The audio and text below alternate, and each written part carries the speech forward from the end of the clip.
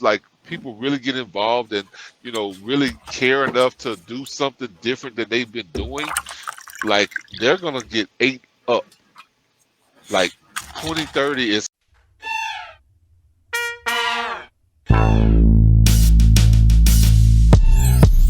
coming, and their plans are unwinding. Like unless you know,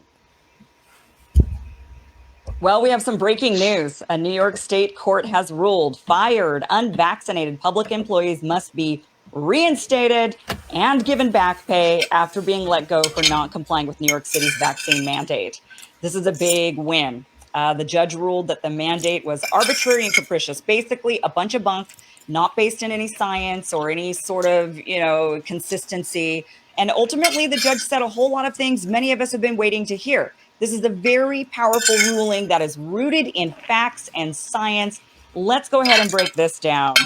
All right, so first of all, the case involves 16 fired sanitation workers who were let go after their applications for vaccine exemption were denied. This ruling only applies to them, but Six. Okay, that was it. 6 people. 16. Oh, 16. But the whole liberal left is screaming this shit like but it's a good thing. But that's 16 people. So of course, what about all the rest of them? this would be a gateway ruling, which is why the city is now appealing the decision.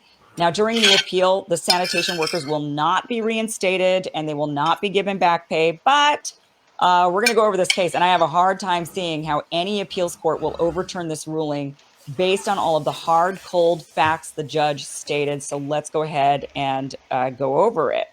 So this is some of the background information. On October 20th, 2021, the vaccination mandate required all city employees to show proof of at least one dose of vaccination against COVID-19 by 5 p.m. on October 29th, 2021.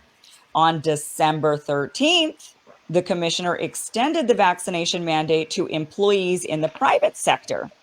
But on March 24th, Mayor Adams enacted Executive Order number 62, which provided blanket exemptions from the private employer's vaccine mandate for athletes, performers, and other artists. So they said, well, if you're an athlete or a performer or another artist, you don't need to adhere to the vaccine mandate.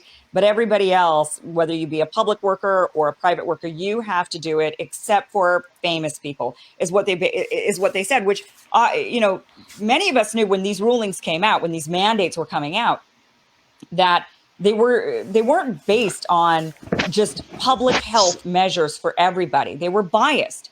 And there were many reasons for their bias and many ways that they were biased. But this is one of the showcasings of it. That happened also here in California, where I am, where you were exempt if you were the Hollywood industry was exempt from having, all the various mandates that other employers were put in that were put in place for other employers. They weren't allowed to open up their businesses, but Hollywood was allowed to operate. And a lot of that had to do with the lobby and the amount of money that's in California with Hollywood, and the same thing in New York. They've got a lot of performing artists. They've got sports and whatnot. And they just said, okay, well, you're exempt because somehow you're safer than everybody else, even though you're in, if you're an athlete, you're in extremely close contact with other people. But, follow the science, right? So it says here, there is nothing in the record. So this is the ruling here. There is nothing in the record to support the rationality of keeping a vaccination mandate for public employees while vacating the mandate for private sector employees or creating a carve-out for certain professions like athletes, artists, and performers. This is clearly an arbitrary and capricious action because we are dealing with identical unvaccinated people being treated differently by the same administrative agency. Boom. So I think that was one of the things that made me really just like, nah, this is bullshit. Is because so many inconsistencies. yeah, it was too many. Like when they said, it was like, oh, you got to use what was it, the G9 mask or whatever it is, or better. The K49. Wait a minute, no, what was it? And then a couple weeks later, they was like, just use the cloth mask. That's when I was like, oh, well, Yeah, it get just the doesn't fuck, matter. God, the fuck out of here.